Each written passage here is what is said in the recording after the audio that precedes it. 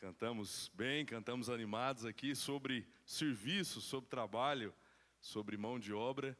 E esse é o assunto que nós vamos discutir juntos aqui nessa noite. Eu gostaria de começar com essa imagem. Talvez alguns dos irmãos vão se lembrar dessa imagem há uns 6, talvez 7 anos atrás, quando nós estávamos estudando aqui nessa igreja sobre dons espirituais. Nós fizemos uma reflexão sobre ela e eu queria, nessa introdução, revisar. O que vocês estão vendo aqui? Um ônibus, né? Cheio de gente. Está lotado, não cabe mais. E a gente tem ali, trabalhando mesmo de verdade, uma pessoa, né? Temos um motorista e vamos imaginar, é ele que limpa o ônibus, é ele que abastece o ônibus, é ele que organiza a rota que esse ônibus vai passar, é ele que dirige esse ônibus, é ele que leva o ônibus para a oficina, é ele que faz tudo. As pessoas pagam um bilhete e fazem, né, uma viagem tranquila, não vou dizer confortável aqui, porque está meio cheio, né?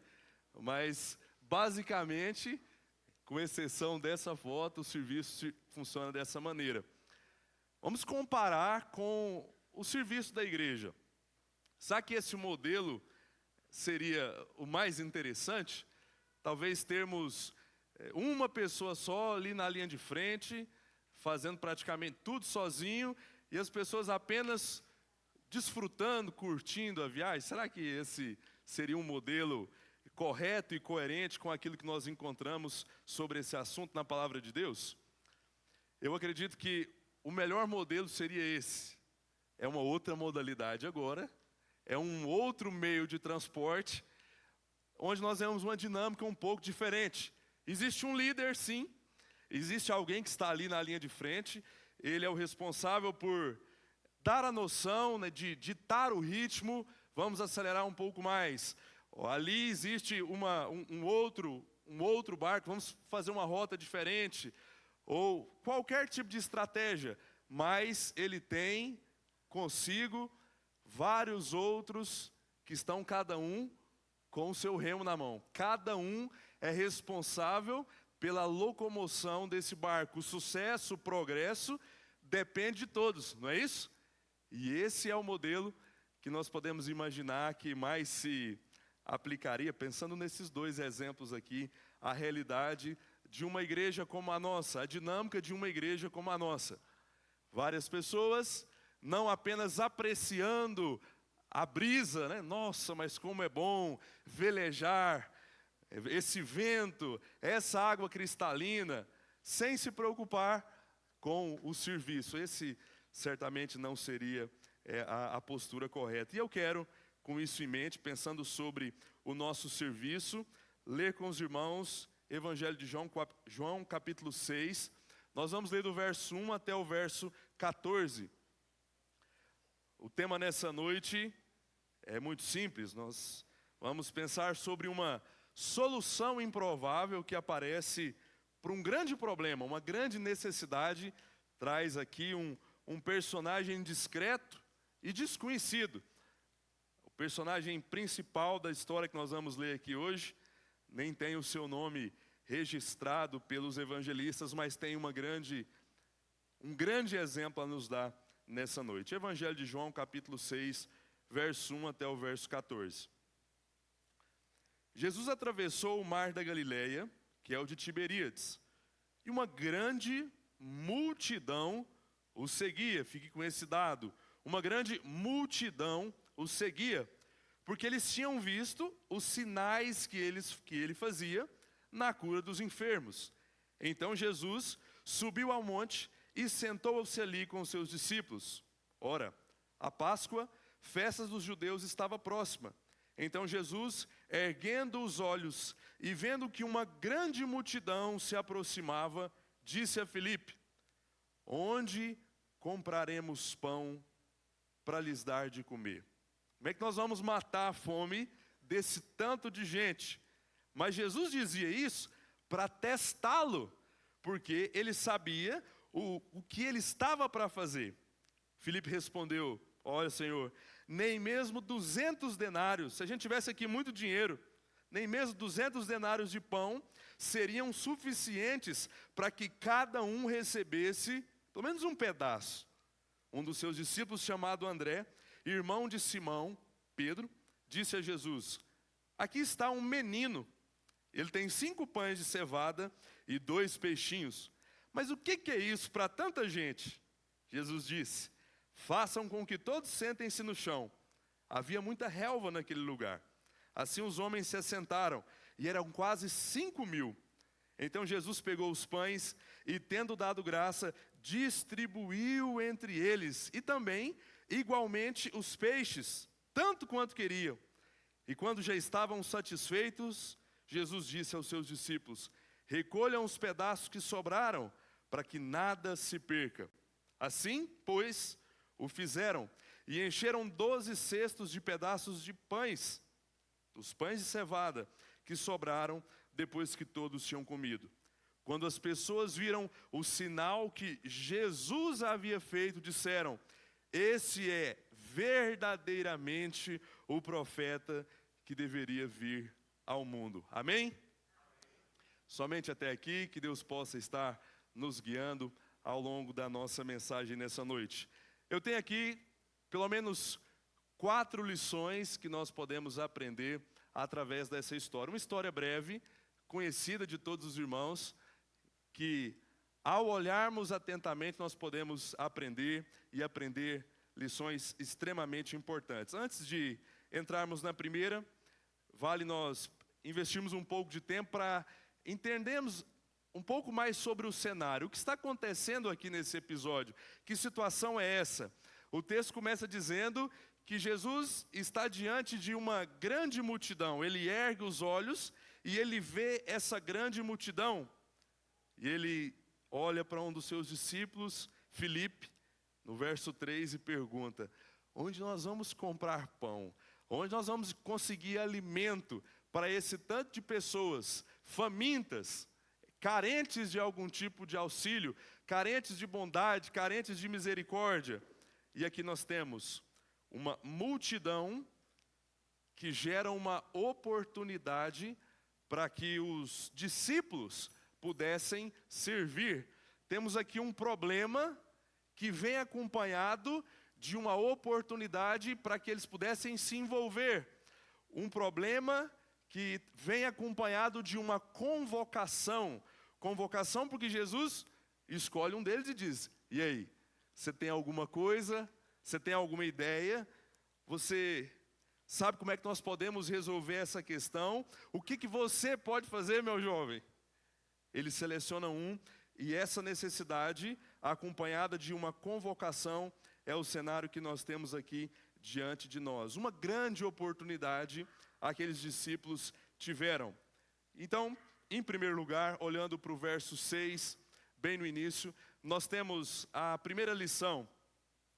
Trabalhar para Jesus é um grande privilégio.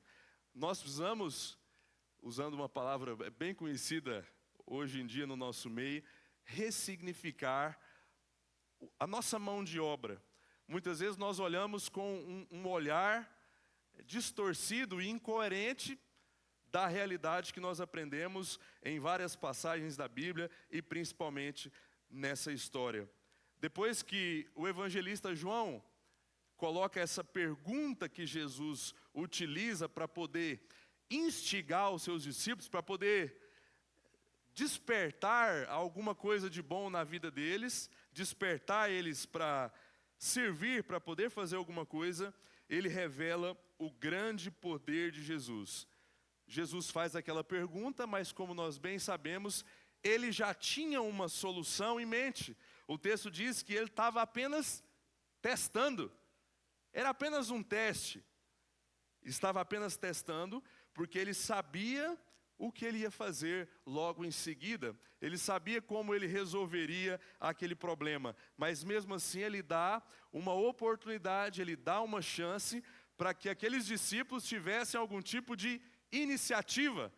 Ele aguardava aqui o que nós também gostamos de usar, talvez proatividade. Vermos um problema e como é que eu posso ajudar aqui? Como é que eu posso resolver? Ou como é que eu posso pelo menos amenizar? E observe que não são qualquer tipo de homens. Nós estamos falando do círculo mais próximo de relacionamento que Jesus tinha. Esses homens já tinham visto Jesus fazer coisas muito mais extraordinárias do que alimentar essa multidão. Eles estavam caminhando com Jesus e já tinham visto várias maravilhas, mas eles não agem. Por mais que eles tinham aquele conhecimento sobre como Jesus poderia resolver facilmente aquela situação, não aparece algum tipo de iniciativa.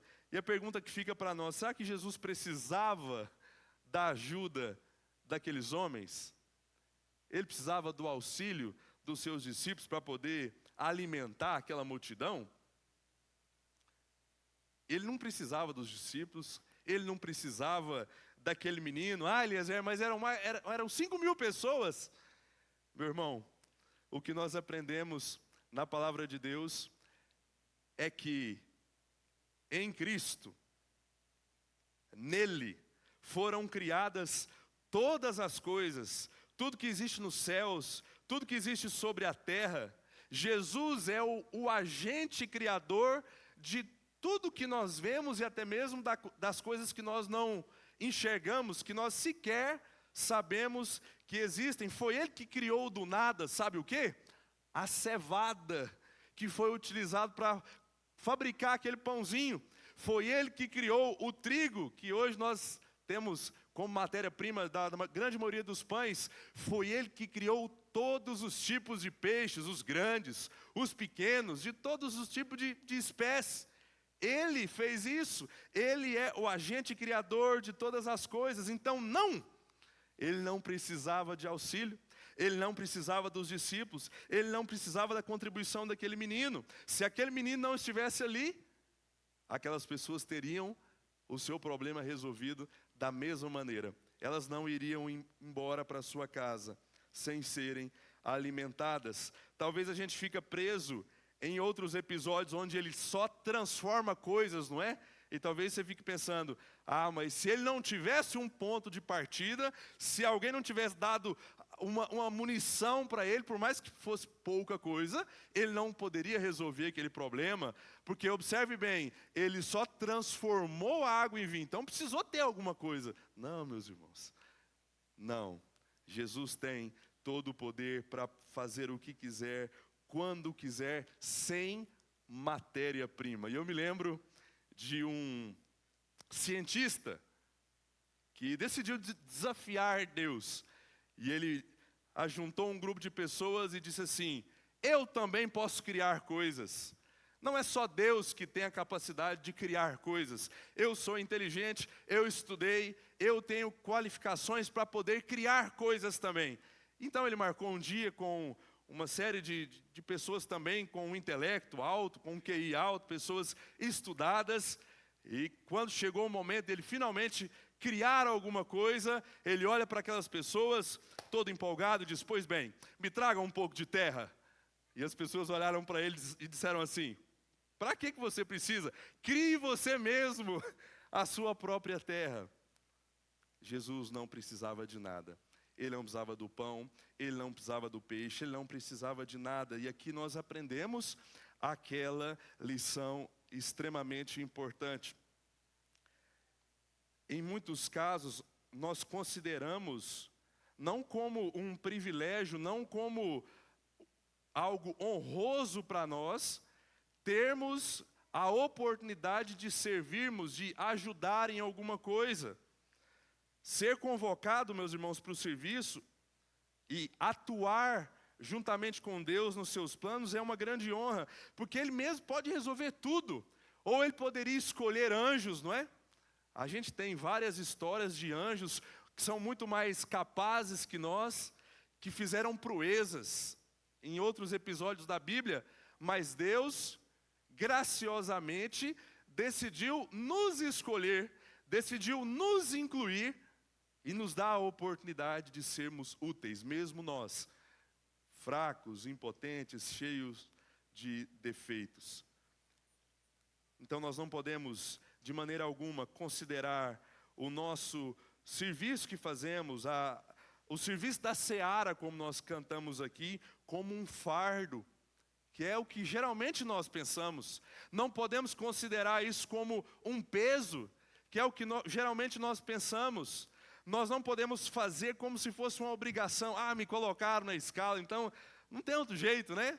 Eu podia estar fazendo as minhas coisas, cuidando dos meus projetos, podia estar tendo um momento de lazer, podia estar descansando, podia estar visitando minha família, podia fazer qualquer outra coisa, podia estar fazendo uma horinha extra para poder ganhar mais dinheiro, mas tem que ir, né?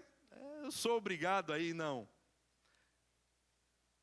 Eu sei que a sobrecarga, quando a gente está fazendo mais do que fomos projetados para fazer, isso pode gerar esse tipo de sentimento. Mas nós não podemos permitir que essa visão distorcida e incorreta prejudique o nosso envolvimento. Porque se nós estivermos trabalhando assim, escute isso, se nós estivermos trabalhando com essa ideia só de obrigação, só de peso, em algum momento nós vamos tropeçar, em algum momento nós vamos pecar contra Deus, porque nós vamos fazer murmurando, não tem alegria, não tem satisfação, ou nós vamos pecar, nós vamos tropeçar pela omissão. Então, se eu entendo não como um privilégio, como uma honra poder servir, mas como um peso, como uma obrigação, eu vou tentar sempre me esconder e deixar para que outra pessoa faça no meu lugar, porque eu não quero problemas. Eu quero paz, eu quero descanso. Então essa é a primeira lição que nós aprendemos aqui. Jesus tinha totais condições de resolver sozinho aquele problema, mas graciosamente ele decide incluir as suas criaturas, frágeis, impotentes, incapazes, lançando aquela pergunta, instigando eles: o que vocês podem fazer? Vocês já me viram fazer coisas tão grandes? A gente tem que alimentar esse pessoal. Vocês têm alguma ideia? Ele estende essa oportunidade. Aqui nós aprendemos: trabalhar para Ele é um privilégio. Essa é a primeira lição que nós temos aqui nessa passagem. Segundo lugar, olhando agora verso 7 e verso 9. Mais uma vez, quase todas as pregações nós tratamos de conceitos que talvez nós precisamos alterar na nossa mente. Impressões, pressupostos, ideias que a gente já vem meio que programado de fábrica, de que o mundo funciona desse jeito, de que Deus pensa de uma certa maneira, de que o serviço dele funciona de uma certa maneira. E aqui, novamente, nós precisamos mudar talvez o nosso ponto de vista e reconhecermos que o pouco nas mãos de Jesus é mais do que suficiente. Ele faz do pouco muito. Olhe comigo. Filipe responde: Senhor, nem mesmo 200 denários de pão seriam suficientes para que cada um recebesse um pedaço. 200 denários era muito dinheiro. Vamos fazer uma conta rápida aqui. Quanto está custando o pão francês hoje? Pãozinho francês? R$1? R$1, R$1,10, R$1,20, mais ou menos isso. Então, se nós formos considerar aqui 5.000 pessoas, nós vamos usar pelo menos R$5.000 para que cada um pudesse comer pelo menos um pão, ok?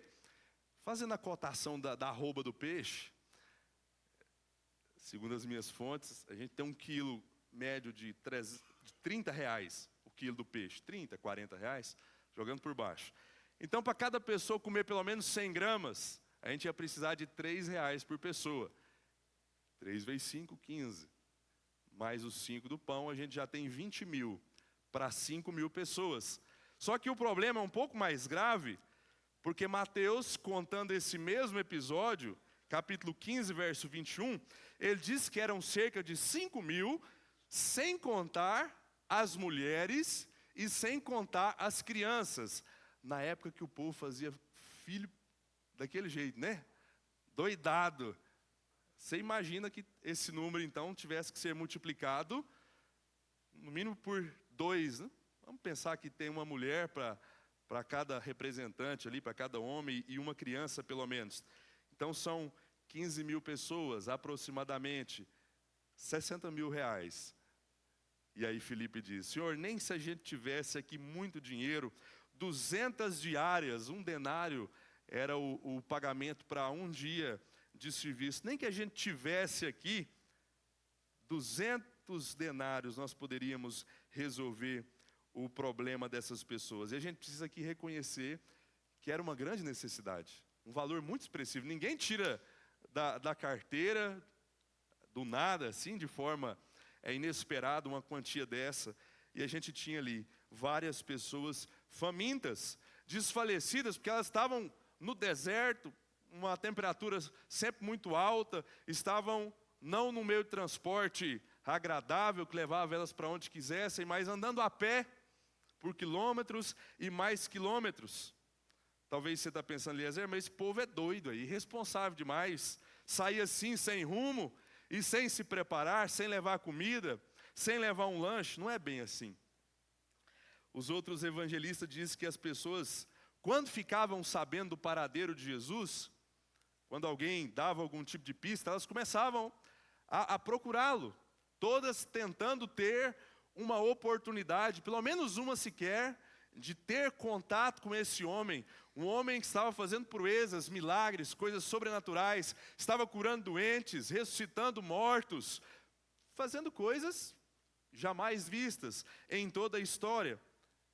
E então as pessoas, nesse tempo de procura, nós vamos contabilizar também o tempo depois que elas achavam Jesus. Então elas ficavam um tempo escutando o seu ensino.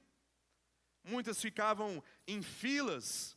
Em um certo episódio, Jesus ficou tanto tempo servindo, curando pessoas, que ele chega na sua casa, quase, como é que nós podemos falar isso aqui em termos humanos? Ele chega quase desmaiando, de tão fraco que ele estava, do tanto de tempo que ele ficou atendendo, curando e servindo pessoas. Imagine alguém ficando, talvez numa espécie de fila, esperando a sua vez chegar. Era difícil prever e era difícil evitar um problema como esse. Porque Jesus não tinha uma agenda fixa, como hoje os famosos têm, né? Eles colocam lá nas suas redes sociais, nos seus sites. Vou estar lá em Santa Vitória, tal dia, tal horário. Ele não fazia isso. Pelo contrário, ele não gostava que ninguém soubesse o seu próximo destino, o seu paradeiro. Então não dava para conter aquelas pessoas e evitar esse tipo de problema. Elas fariam com certeza de tudo. Se nós estivéssemos ali, nós faríamos algo parecido também, para agarrar qualquer oportunidade que tivessem de terem contato com o ensino de Jesus, de terem contato com o poder de Jesus.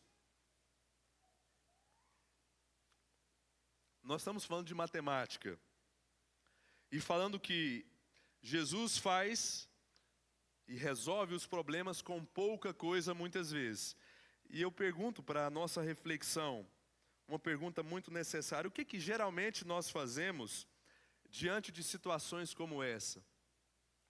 Quando nós temos, talvez, necessidades grandes demais, problemas muito difíceis de serem solucionados, qual é a nossa postura? Qual que é a nossa reação, a padrão? Aquela que é a primeira que vem na nossa mente, que já está na ponta da língua a resposta quando o problema é apresentado para a gente. O que a gente faz?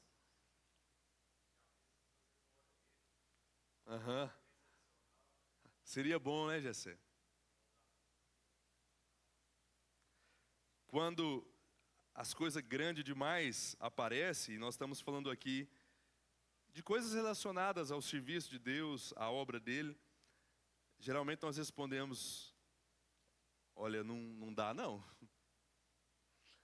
Eu não sou capaz, né? Eu não tenho condição de fazer isso aí não.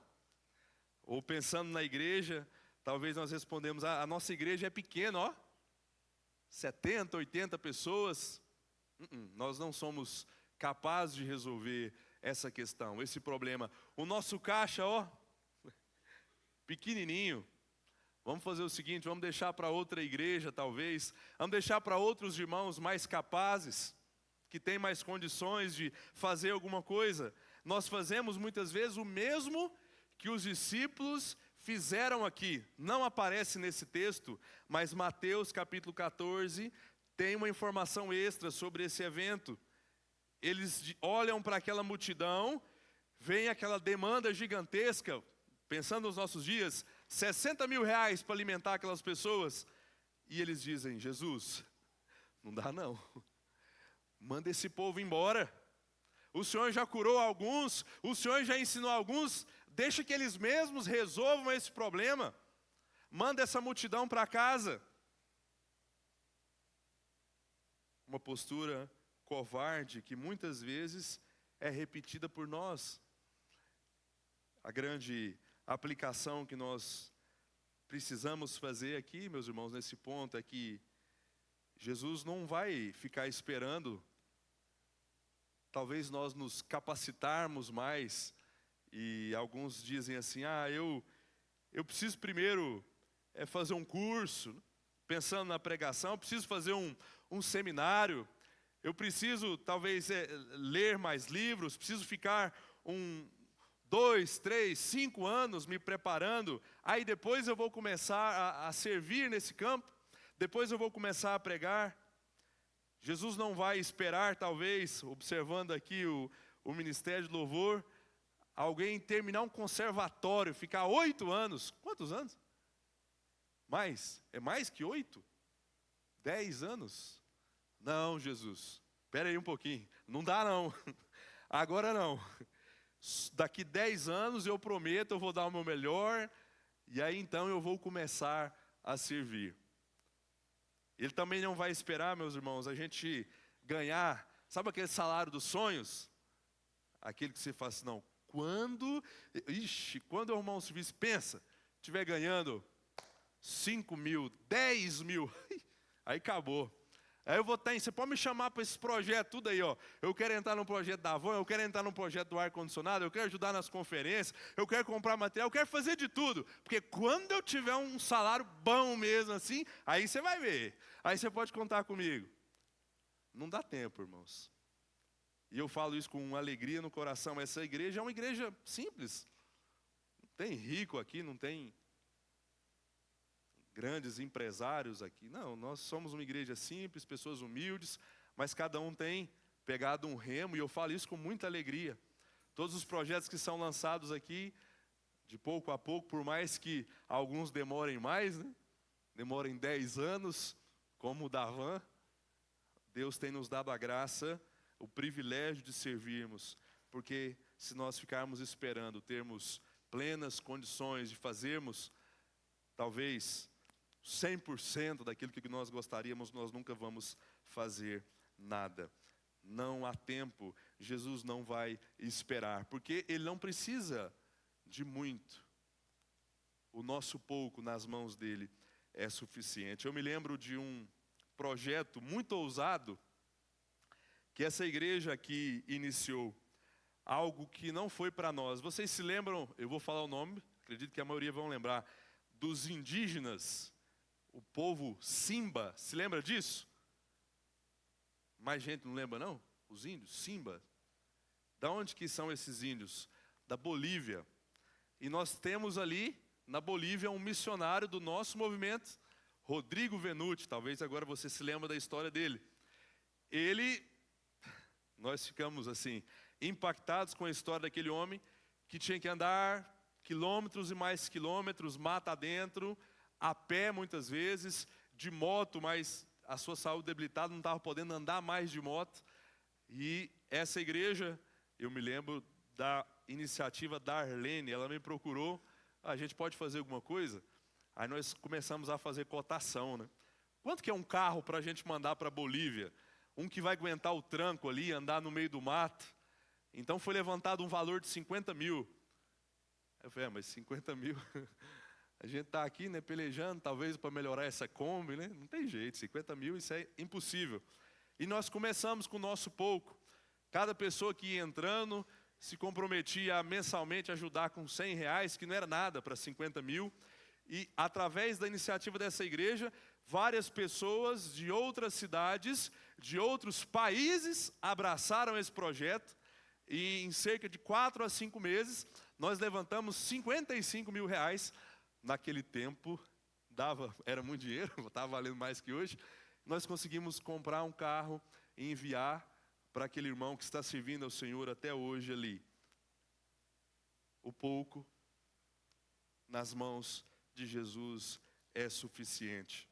Verso 9, concluindo essa segunda lição, o texto diz que os discípulos encontraram um menino que tinha 5 pães e 2 peixinhos. E o texto diz que ele questiona: o que é isso para tanta gente? Olha aqui, 5 pães, 2 peixes. O que isso significa? E a resposta que ecoa das páginas desse capítulo é: isso, nas mãos de Jesus, é mais que suficiente. Isso nas mãos de Jesus é mais que o necessário. Ah, mas é muito pouco. Nas mãos de Jesus é mais do que suficiente. 200 denários não seriam suficientes.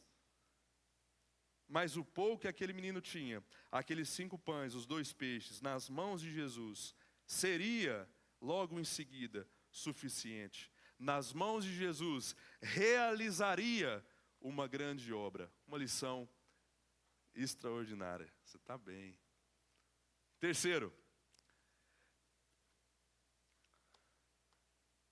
não há muito espaço, irmãos, para passividade quando o assunto é o nosso envolvimento na obra.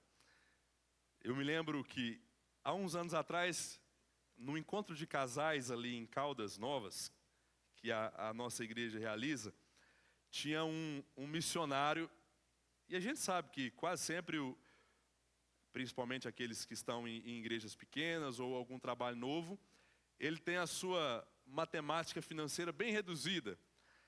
E no final de todo o encontro de casais, você tem que ir ali na cantina para poder acertar o que você comeu, o que você bebeu e assim por diante. Eu estava na fila aguardando para poder fazer o pagamento, tinha um missionário fazendo o acerto dele. E veio no meu coração aquela vozinha, né? Passa o dele aí. E eu lá, né? Esperando, meu cartão aqui.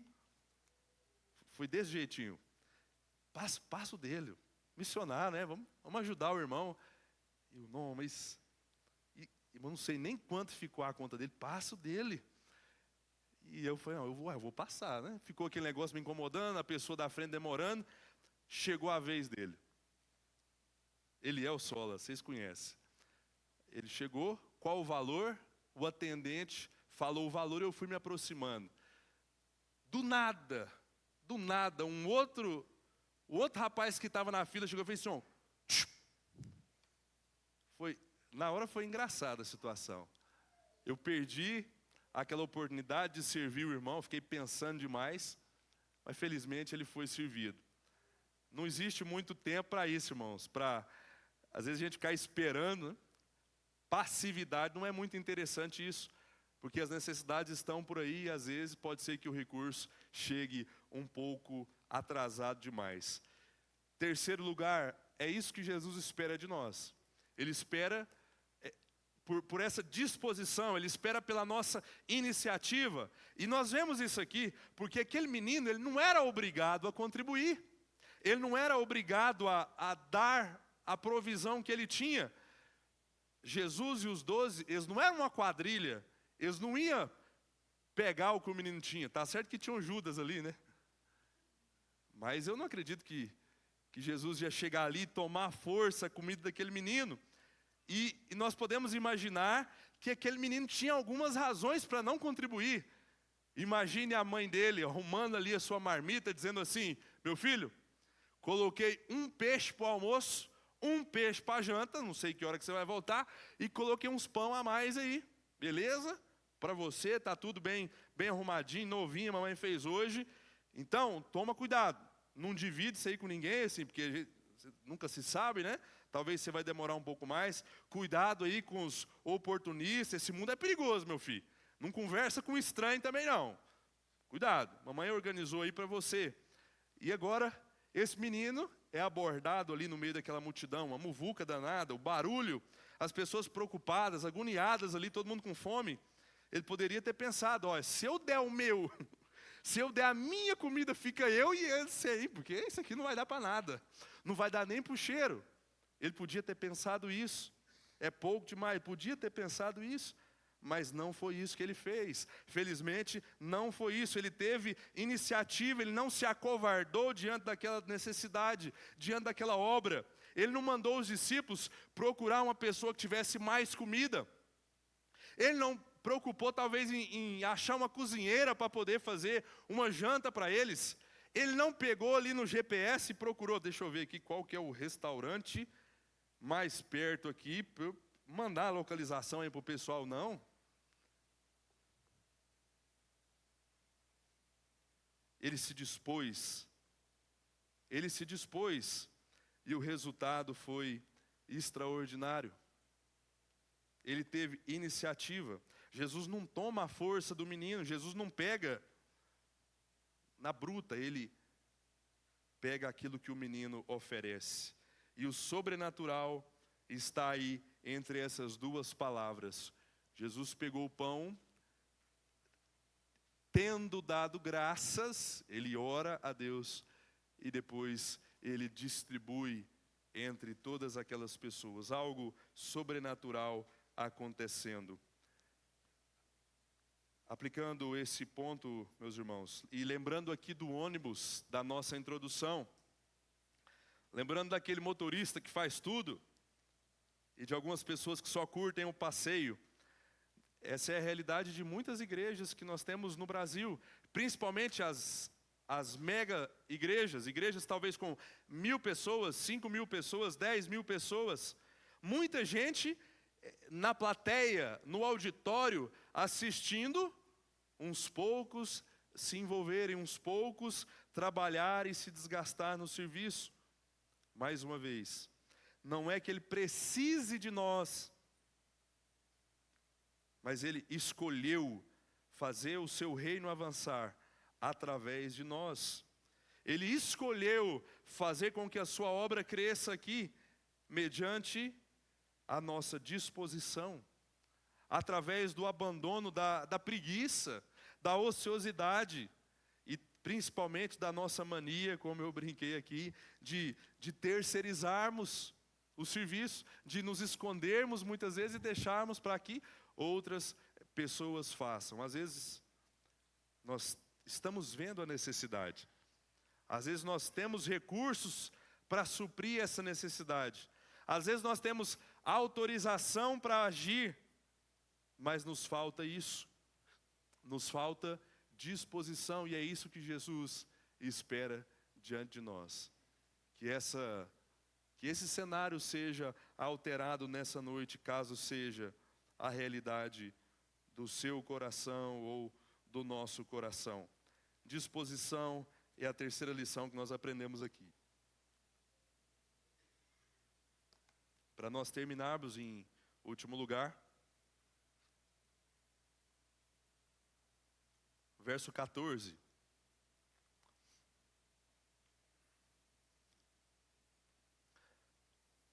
A glória, a honra, o louvor, o mérito, o prestígio de tudo que nós fazemos, só pode ter um dono, só pode ter um alvo, só pode ter um beneficiário, e não somos nós.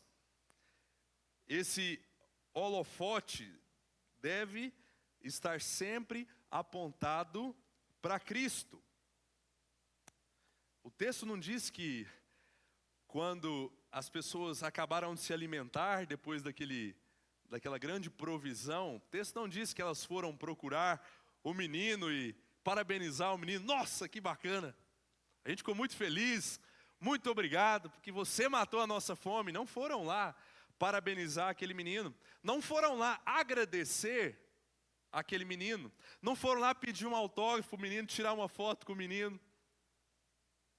nem mesmo o nome dele é mencionado aqui. Observe esse detalhe, muito importante, sutil.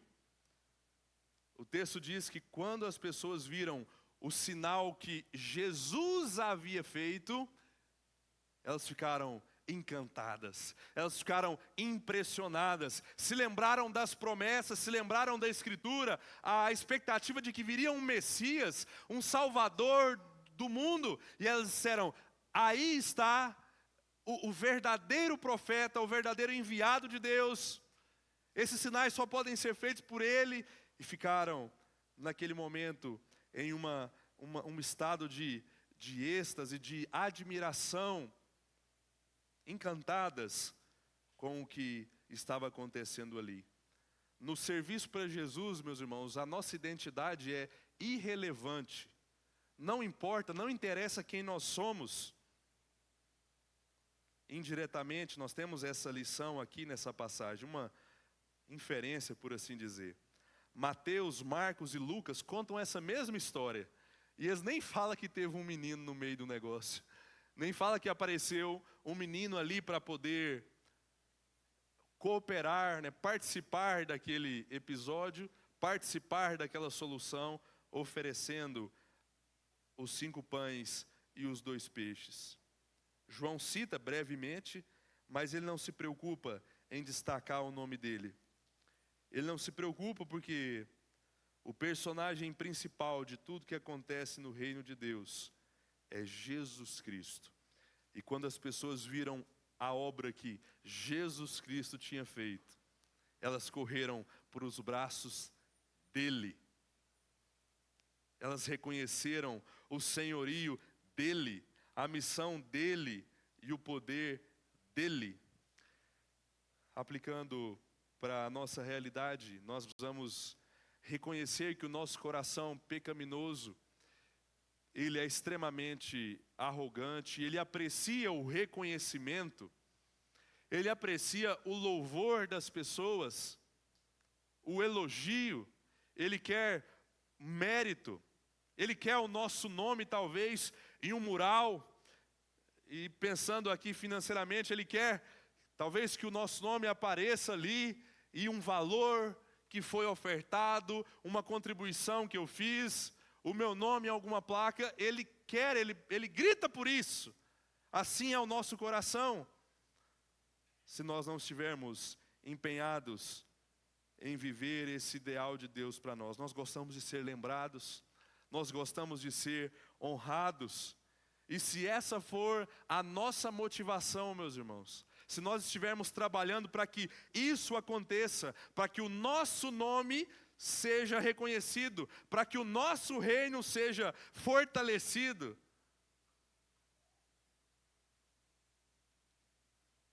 Jesus não ficará nada satisfeito, porque nós estaremos tomando parte da glória que é só dele. Falando de forma genérica e bem abrangente, Paulo, escrevendo aos Coríntios, fez um pacotão. Ele falou assim: olha, tudo que vocês estiverem fazendo, façam qualquer coisa para a glória de Deus.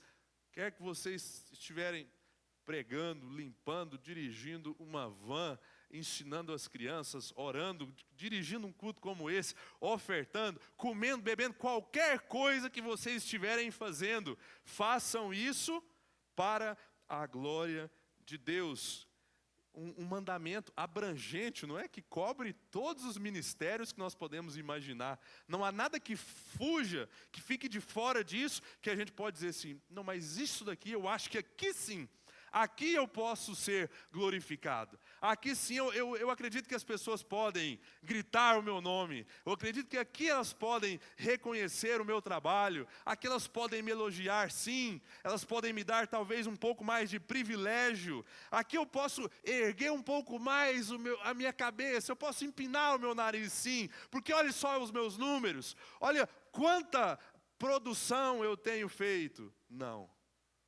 Não existe esse espaço, não existe essa concessão, não existe essa autorização para que nós furtemos parte da glória que só tem um dono, que só pode ter um alvo. Eu sei que você está lembrando de alguns textos que citam os nomes das pessoas que fizeram alguma coisa assim, mas à luz de outras passagens relacionadas a esse assunto, que nós encontramos no Novo Testamento, principalmente, mostra que nós somos apenas instrumentos.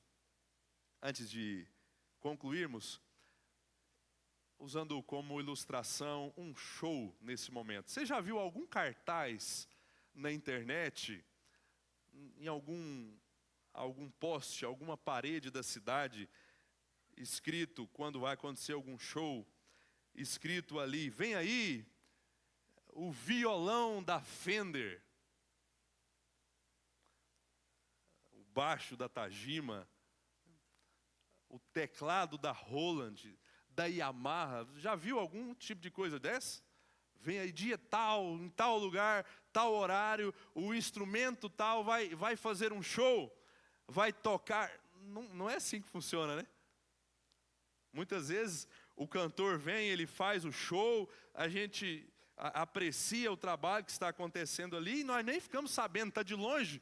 Você tenta até enxergar assim, quem é músico, tenta, né?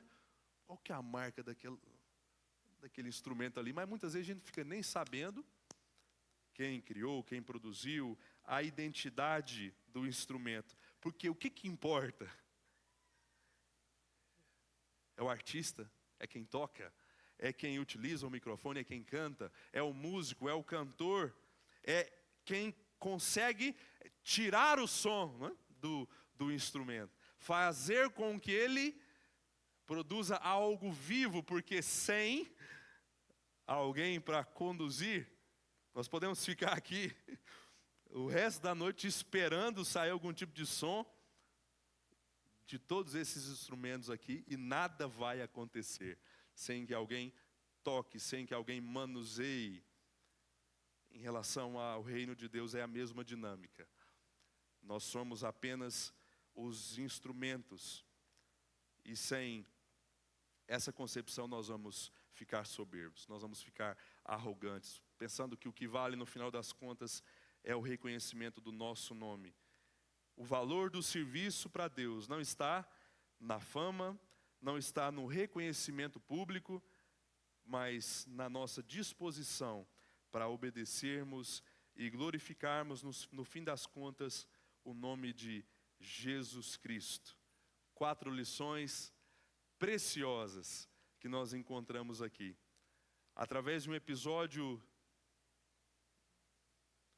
simples, um personagem simples, desconhecido, mas que provê uma solução improvável. Aprendemos que trabalhar para Jesus é um privilégio. Aprendemos que do pouco, Ele faz muito. O pouco nas mãos de Cristo é suficiente. Aprendemos que Ele está aguardando a nossa iniciativa, a nossa disposição.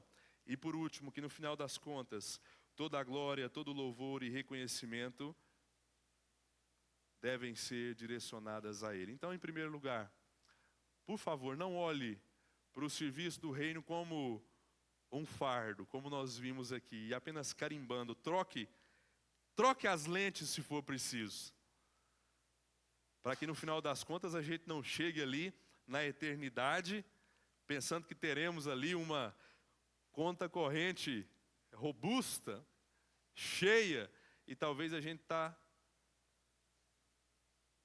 trabalhando muito, às vezes muito, mas sem nenhum tipo de retorno da parte de Deus, porque a nossa boa obra está sendo coberta, ofuscada e destruída pelos pecados que foram citados aqui, como a murmuração e outras coisas. E aí seria melhor que nós nem fizéssemos, porque a gente está tirando às vezes o espaço de outra pessoa disposta a fazer com a visão correta de que é um privilégio e de que não é um fardo. Jesus nos dá diariamente o rico privilégio de servirmos Ele, de representarmos Ele aqui na terra. Embora Ele não precisasse fazer isso, como nós vimos aqui. Não precisava do menino. Então entenda que não há nada mais glorioso que isso, nada mais belo que isso. Segundo, Eliezer, eu quero me envolver, eu quero ser útil, mas eu sou muito limitado. Eu tenho pouco demais para oferecer. Estava vendo aqui, estava fazendo as contas, observando a minha vida, o meu conhecimento. Eu quero encorajar você, meu irmão, minha irmã. Talvez você que está nos acompanhando nessa transmissão, ainda com as mãos no bolso, parado aí, sem algum tipo de atividade. Comece e diariamente Peça a Deus que te capacite. Procure, não se acomode, né, com as condições que você tem hoje, mas procure aperfeiçoar. Esse deve ser um trabalho contínuo da nossa parte, de todo servo de Deus. Estude, ensaie, repita quantas vezes for preciso, até que você consiga ver o progresso. Simplesmente comece a fazer alguma coisa. Terceiro lugar, não se esconda. O texto que Paulo escreve aos Romanos, no capítulo 12, verso 1, é uma grande convocação quando ele diz: eu suplico a vocês, irmãos. Ele vai falar dos dons, de todos os dons, de um bom número de dons, logo em seguida. Ele diz: eu suplico a vocês que vocês se apresentem os vossos corpos, apresentem a vida de vocês, o intelecto de vocês, o tempo de vocês, a força de vocês, como um sacrifício vivo. Permitam-se se desgastar, invistam a sua vida no serviço.